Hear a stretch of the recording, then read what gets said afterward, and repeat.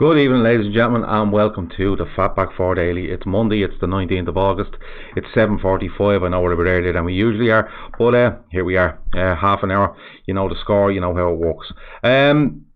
This show tonight is brought to you by Paddy Power. Paddy Power is what is it? Oh yeah, it's a bookies. And they have their website and they have their app. And if you like betting, go on there, go to Paddy Power. You will get odds on Liverpool, you will get odds on football, you get odds on all your sports, and you get odds on everything else beyond that. If you do gamble responsibly. You know how this works. I do the same every single day. So yeah, if you do gamble, absolutely gamble responsibly. If you don't gamble, don't worry about it. Disregard everything I've said. Tonight's show, I have a call to FSG, the next step. I just got thinking today because we're 5 days out from the next Liverpool game, and I just wanted to, I suppose, just chat about FSG. How do people feel? How do they feel about, how do they feel about, I suppose, how FSG have done? How they have, I suppose, where do you think they go from here? We've heard a lot of people say, that, it's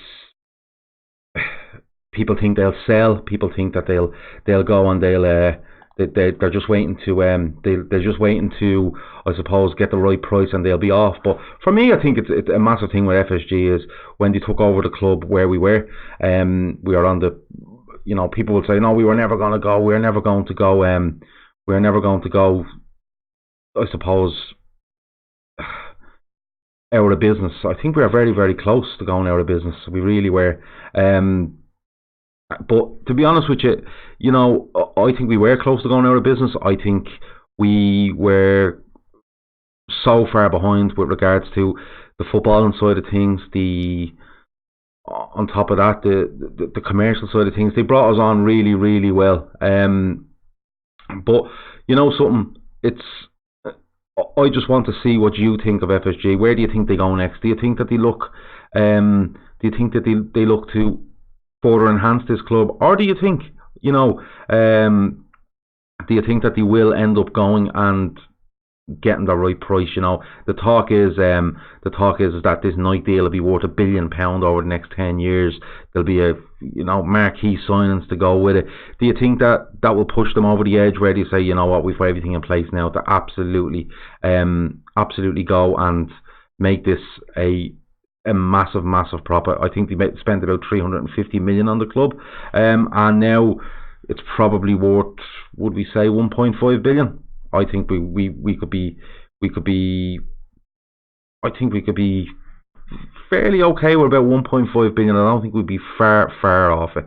Kev O'Sullivan says, I think they're looking at City's training complex and they want to replicate it. Of course, this is Kirby, that's costing about 50 million to do. I think they sold Melwood for 10 million, so there's 40 million to put in there. But yeah, it's going to be a place where the first team, and the academy all meet together. This is something that apparently Klopp has wanted for a long time. So we'll have to see if that happens. It will happen, where they'll all go together and how that will benefit the club. They get a good deal on Melwood. 10 million is good for any plot of land, I suppose. And then Kirby looks like it's the next step in a massive, step for the club. In like Kev has said there, a big move towards what City are trying to do. Super Al says, FSG are here to stay. You see John Henry and Klopp arm around each other's shoulders. That can change. That can change very quickly. A couple of bad results and that people are calling for Klopp's head.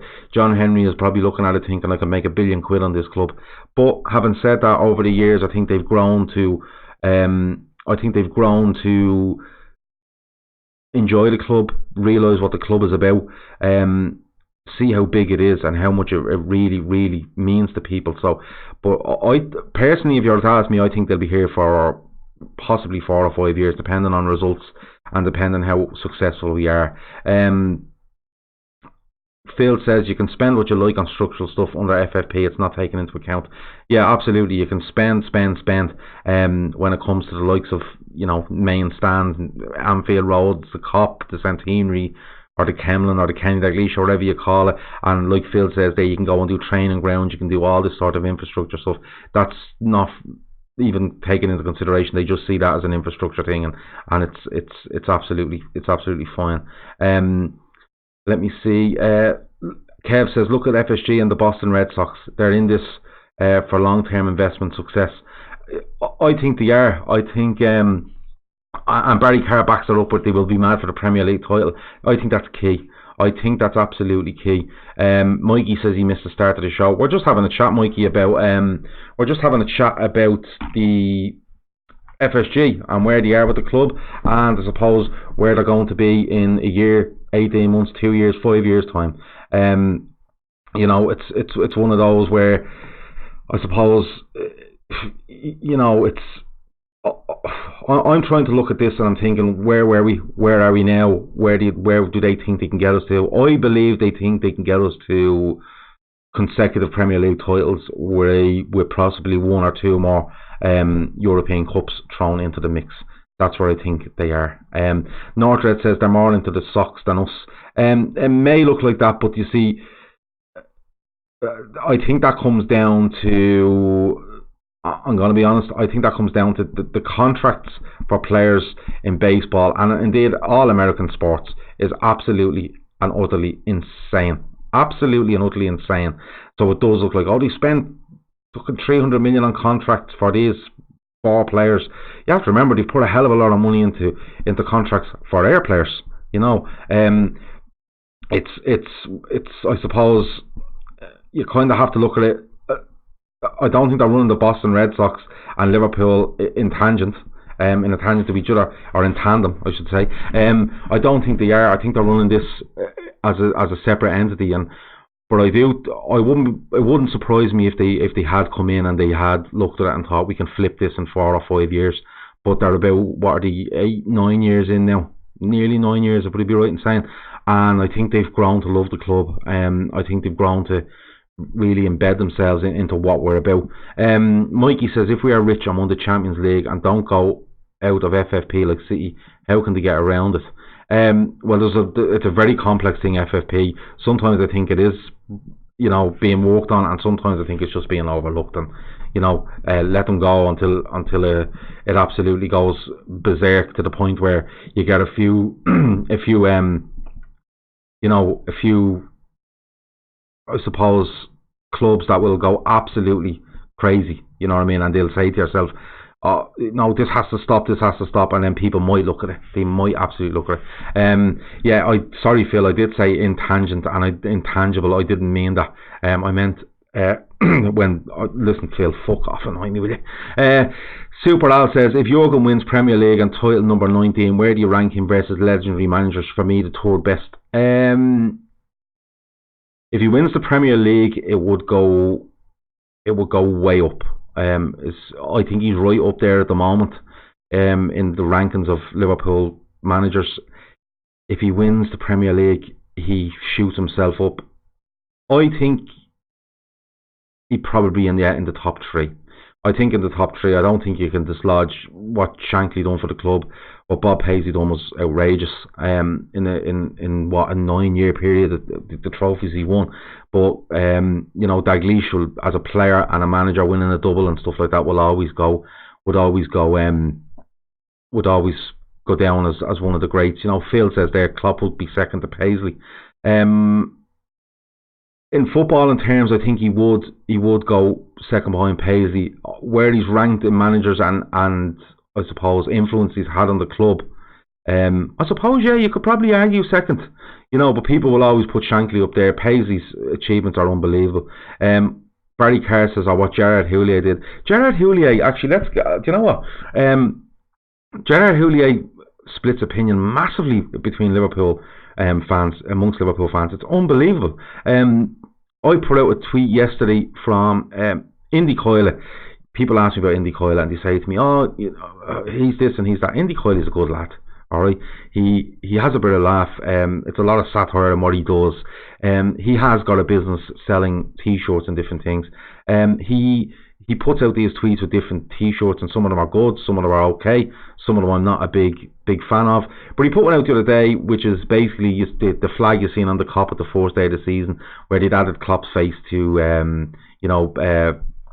Shankly, Paisley, Fagan, Dalglish and himself, and but they added in Houllier onto this T-shirt, and I put it out. I thought, well, let's see what happens. And Jesus Christ, it went absolutely off the charts. People were like, no, he deserves it. He changed his club in the late 90s. Others were like, no way. I know Phil is one of those. Phil reckons Houlier's best spell was when Thompson was in charge. Superal says he's never rated Houllier. Phil Thompson was the man. There you go. Is Phil and Superal the same person? They could be. I don't know. Kev O'Sullivan says, let me see. Sorry, not Mikey. Mikey says, think this would be a good discussion when Klopp goes. Who would be the best person to come in? Well, you're always going to get the Steven Gerrard thing. There's just nothing you can do about that. When it comes to the next Liverpool manager, I think Steven Gerrard will be somebody that is definitely going to be in the discussion. But look, people do people rate Houllier? I do. I'm being honest with you. I think his style of football wasn't for me. I'm going to be honest with you. It just wasn't for me. It's one of those where he takes a side that I will say he takes a side that I suppose there's a lot of messers in it. There's a lot of messers in it. He takes them. He tries to weed out the players that are a bad influence on things. He changes diets. He changes the way players act. Some players didn't like that and didn't last very long. His style of play was very compact. It was a sort of thing where you don't get beaten. That's the first thing. You remain very compact, very tight. You don't give away much space. You give away possession. And he had at the time, probably a year. There's the whole thing with Evans and stuff like that, which was ridiculous. But then he ends up with the likes of Owen. He ends up with Heskey, who's a perfect foil for Owen. It's great that they were so physical. The size of the team, when you looked at Hippier, Honcho, Marcus Baba was a big player, strong player. Didi Hamann, you had Heskey up front. They were a massively physical side, but they could bully you, but they were electric on the break. Not like we are on the break now, where it's one touch and it's quick and it's along the ground and it's interplay. This was get it up to Heskey, flicking on, and Owen was onto it like a light. You can't deny the trophies that Gerard Houllier won at Liverpool, especially in the 2001 season, when he wins the League Cup and FA Cup, the UEFA Cup. He goes on to win the European Super Cup. He finished the following season, I think he finishes second, and then it goes a bit sour, and he gets them into the Champions League and loses his job. Rafa Benitez comes in, and we know where it all goes from there. Phil says he signed clown after clown. He did make some very bad signings. One picture that haunts me was before the season, and they're in the stand in the green jerseys, and some absolute atrocious players in it. Phil says he couldn't deal with a team that didn't come out at them. Yeah, yes, in a sense he couldn't, but in other ways, the 2001 FA Cup final, he comes out and Arsenal come absolutely at him, and they couldn't deal with that. They managed to get away with it. Phil is going to name every player now that he's signed. That's just the way Phil works. I thought Phil was on holiday, I'm being honest with you. But something, I wasn't going to get on to Houllier, but we're on him now. So let's see where it goes. People are throwing in loads of things. Let me see. Gav, what's happened to the screen at the right of your face? No messages. I don't know. Oh, hold on. How does that work? Yeah, all good. Cool. The messages are up there on the screen. That's my fault. I was running a bit late. But yeah, look, the Houllier thing fascinates me. It really, really does. The FSG stuff fascinates me. We might talk about it. We talk about it during the week. Somebody asked about Avi Hansra. Avi Hansra, yeah. The man that stole our hearts during the summer. I spoke to Avi last night. I recorded the show with Avi. It will be released on YouTube, only YouTube, tomorrow, which is Tuesday the 20th of August. We released at 8 a.m. It's a chat with me. I'm on screen. Avi's on the line. We have a 20-25 minute chat about Avi, about supporting Liverpool, about where he's from, where he is now, the whole Bruno Fernandes stuff, how he feels Liverpool will get on during the summer.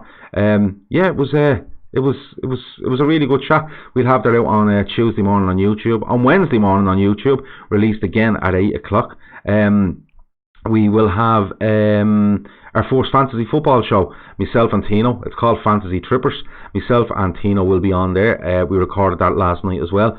That will just go through players, good signings in fantasy football, some that aren't so good, some tips, because I'm not really good at this fancy football thing. So it's all about, there's some good tips, there's some players to look out for, things to do week in, week out, watch for injuries, bits and pieces like that. That's about 25 minutes. That'll be on YouTube.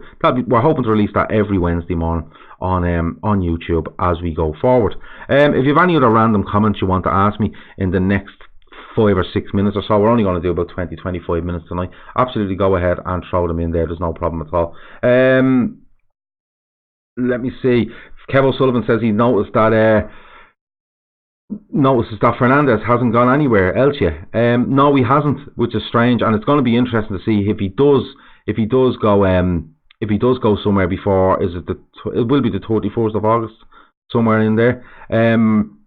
We'll have to wait and see. But again, it was a very interesting chat with Avi. I decided to record it because I felt, listen, I felt he entertained us throughout the summer. He stuck by his guns, and I thought, let's give him 20-25 minutes to talk about it. Yeah, no problem. Let me see. Can we get Avi on the show for us to chat maybe in January? Absolutely. Avi's a nice guy. Spoke to him. Really nice guy. Normal guy like me and you. Indy says there's news at 8:30. People saying it's Klopp related. I think that's because he put a post up, and it was a gif of Klopp at the end. So we'll have to wait and see. Kev O'Sullivan says Bayern got an absolute bargain in Coutinho. They'll wait till next summer for Sané now. I don't know how much the loan fee is, but I think it's 120 million euros if they want to buy at the end of the season. I can't see Bayern biting on that one. Do you think Coutinho or Bayern could produce his best again? Depends where they play him. We need to get rid of this thing that Coutinho can play in the midfield three. He can at times, but he needs to play out left. And if he's playing out left, I think he needs someone like a Firmino in the middle with pace on the other side, where if he does drop in, he's looking for that pace and different things. But listen, Bayern are probably odds on again to win the Bundesliga. So we'll have to wait and see.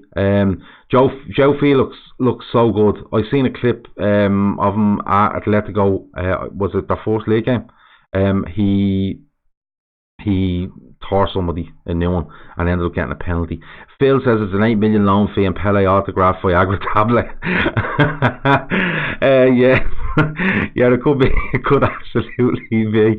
Not Red says, what about Emre Can? No more green grass for him. I'd love to see what happens with him if this is true. Did I read earlier that Sarri has pneumonia? That's a weird one. I just threw that in because just Sarri and Juve and all that. But I'd love to see what happens to Emre Can. Does he stay and fight at Juventus, or does he go somewhere else? Probably back to Germany. I was mentioning this last night. Could he go back to Germany because he needs to stay in the limelight in order to progress his international career? And the Germans like Germans that play in Germany.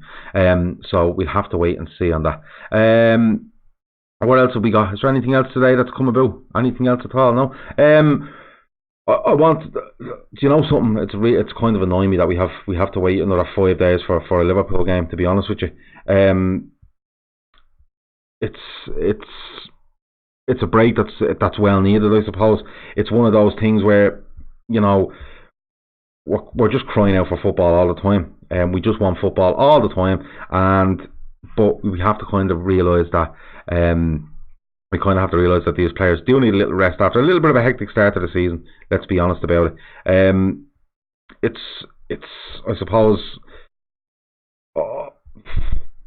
what have we got? Saturday at 5:30. I want to know what people think about the Arsenal game as well. For me, the Arsenal game is the perfect game to get a little rest before and go out, and 5:30 on a Saturday is absolutely perfect as well. Arsenal would have loved this at 11 o'clock on a Friday morning, but 5:30 for us is absolutely spot on. And we've 2 games before the break. We've Arsenal at home, we've Burnley away. What do people think? Do we think we need to get another 6 points out of that? Would you take 10? 10 would leave you in around, where nicely positioned before the international break. The international break fills me with dread. I always feel like 15 of our players will go away and 10 of them will come back injured. What do people think of that? Let me see. Boom, I have to see, because Phil is still going. Jesus, it's not like Phil to put this much effort in. Ronaldinho is the greatest Brazilian player ever. Discuss. He's outrageous. I'll give you that. He was absolutely outrageous. The skill, the vision, to see a pass and then be able to pull it off, and it was ridiculous. Like, I seen a YouTube video of him the other day, just clips, or it might have been on Twitter, and it was just flicking things over people's heads. And then I think it was they were showing the first goal he scored for Barcelona. From the left hand side, he cuts across a couple of players' nutmegs and absolutely smashes it in the top corner. An outrageous player. The best Brazilian player I've seen. He's right up there, Phil. He is right up there. Ronaldo was absolutely stunning as well. As a number 9, he had everything. He had the absolute lot. So Ronaldo, Ronaldinho. Kaká was quite good. Cafu as a right back was quite good. I loved our centre half. He's with PSG, and his name goes down my head. I really love him. But for what I've seen, Ronaldinho's not a bad shout. Ronaldinho, Ronaldo, Rivaldo. There's so many of them. We could go on all night about it. Let's be honest about it. It's one of those things. Like I did say, random, and that is pretty random, in fairness to you.